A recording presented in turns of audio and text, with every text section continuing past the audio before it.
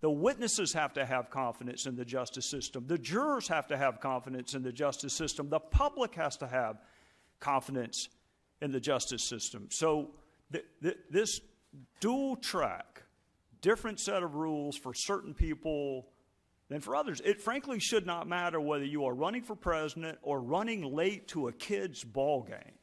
The same rules ought to apply to everyone. So let me ask you this. Why do you think it's important to use official email to conduct official business? I believe it's important to do that. I think that certainly every department has chosen to craft the way in which they carry out their business, and it provides for a way of doing business in a secure system. So you use official email to conduct official business? Yes, sir, I do. Okay. And do you ever email, send or receive classified information on personal email? I do not. I doubt you even use your USDOJ.gov account to send classified information, do you?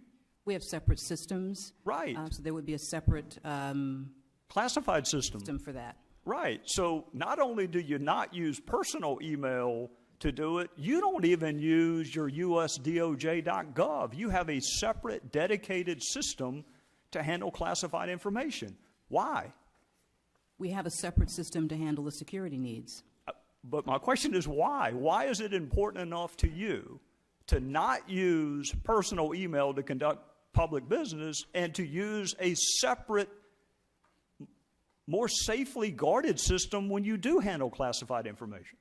That is the practice that I've certainly always followed. It but allows it's not for the just protection. it's not just a personal preference, is it? No, it allows for the protection of the information, both on a regular system, because again, that's still sensitive, law enforcement types of matters, and then a classified system for separately classified information.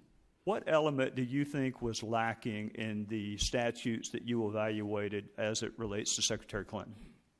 So let me, again, as I've indicated before, and I want to make it clear that, as I indicated before, while the reason why I would not be going into the analysis that was provided and the discussion that we had between myself and the team is because we protect our teams and that they have to be free to provide information and analysis in a confidential way without the fear or impact of there being a political influence on that. I understand and that is why I have not gone into that type of discussion.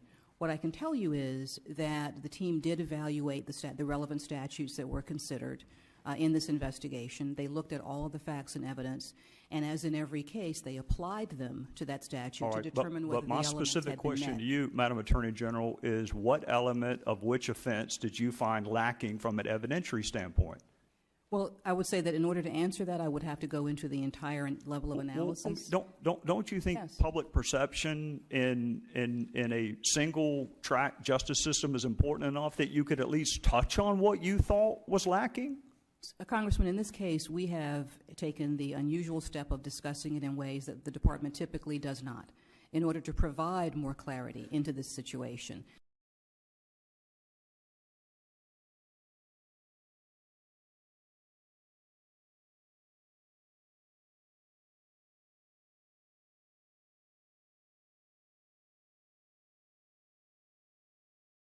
In order to provide more clarity into this situation. And while I understand that it is frustrating to a number of people, civilians as well as members of this body alike, we have taken extraordinary steps to discuss this matter in ways that typically we do not. Let me ask you this. When charges are not brought.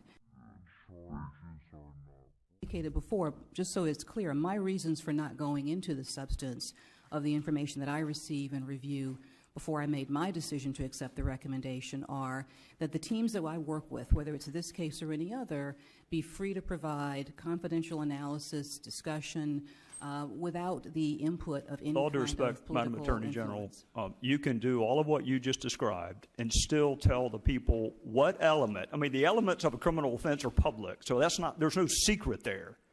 And for you to go through the elements and say, as Director Comey did, he said there was no specific intent. I'm out of time, but I suspect you have prosecuted reckless homicide cases, haven't you? In the context of violent crime. How about involuntary manslaughter? For the department or personally? No, just as a prosecutor. There's involuntary manslaughter. There's reckless homicide. There's felony DUI where you really didn't mean to hurt anybody. You really didn't, but you did. And this lack of specific intent is not a defense in any of those cases. So I think the public would like to know how you determined she did not have the intent to break the law and why you are applying a specific intent requirement here when you don't even do it in certain homicide cases. I think you've mentioned a number of state cases there.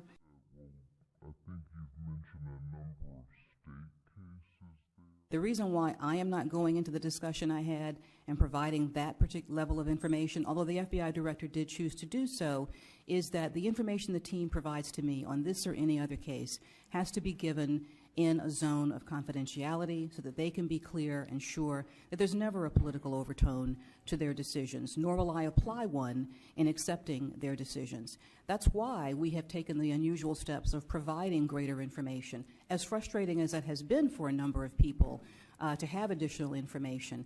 That's why I took the unusual step of clarifying my role in this investigation. Well, I'm out of time. The only thing I find frustrating is that even after this and Director Comey, people still believe that if you are famous, there's a different set of rules than if people don't know your name. And I think you're missing a wonderful opportunity to say with specificity which evidentiary element you found lacking. So Congress can go fix the statute if you think we need to. But right now, we have no idea whether or not a President Lynch could do exactly what Secretary Clinton did or whether President Clinton could do exactly what Secretary Clinton did. And I think that lack of clarity is bad for the Republic, quite frankly.